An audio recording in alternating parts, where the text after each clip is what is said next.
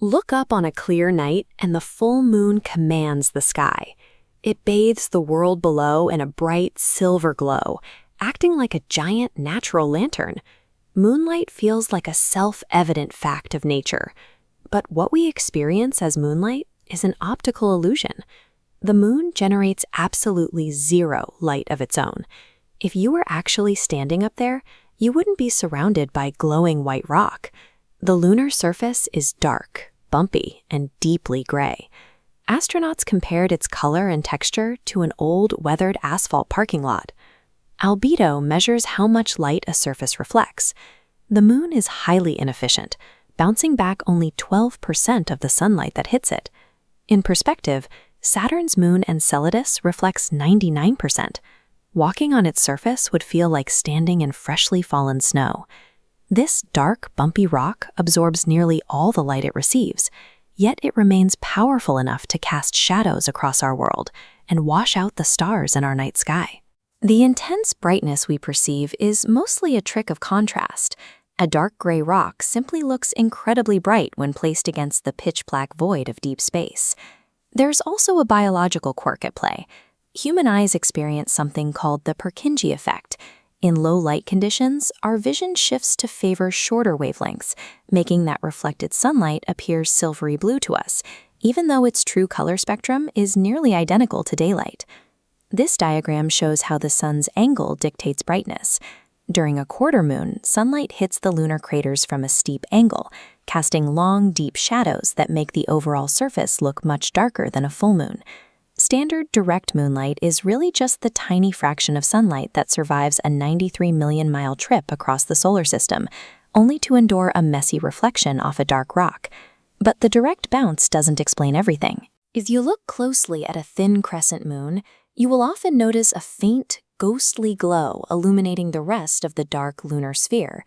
This phenomenon is known as earthshine, or the Da Vinci glow. Leonardo da Vinci observed this effect in the 1500s and correctly deduced exactly what was causing it. He realized that Earth is a superior mirror compared to the moon. Thanks to our white clouds, oceans, and polar ice caps, our planet has an albedo of 37%. First, sunlight strikes our bright planet. 37% of that light bounces off Earth's surface, traveling across space to hit the dark side of the moon. Finally, that weak Earth light reflects off the lunar surface and back to our eyes. If you are standing on the moon during its crescent phase, you wouldn't look into a dark void.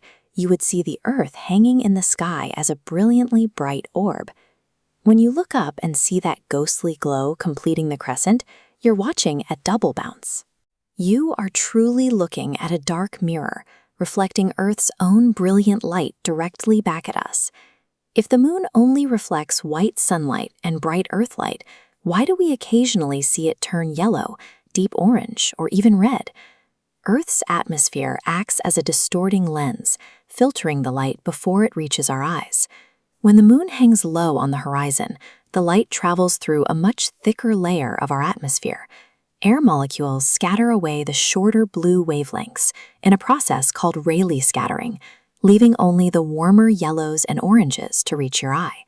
This atmospheric filtering reaches its extreme limit during a total lunar eclipse, producing the deep crimson color we call a blood moon. During an eclipse, Earth completely blocks direct sunlight. However, light bends and refracts through the thin edges of Earth's atmosphere. Filtering out blue wavelengths, these bent rays converge to paint the moon red, projecting every simultaneous earthly sunrise and sunset onto the lunar surface. Even localized events here on Earth can filter the light. Heavy summer pollen tints it yellow, while thick volcanic ash clouds create a rare bluish blue moon. The moon itself never changes color. It is a blank gray canvas displaying the atmospheric conditions of our own planet. Moonlight is a composite optical readout comprised of direct sunlight, double-bounced earthshine, and atmospheric filtering. This complex light show provides valuable data to researchers. For decades, scientists have relied on rigorous measurements of lunar albedo and earthshine to track planetary mechanics. By continuously measuring the exact brightness of the ghost glow on the moon's dark side, astronomers can calculate minute fluctuations in Earth's own reflectivity. This data has a direct link to planetary health.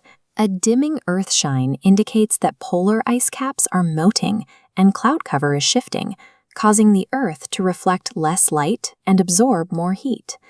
Think about that the next time you step outside at night and see your own shadow cast across the grass. That midnight shadow is the result of a cosmic light show where Earth acts as the primary bulb.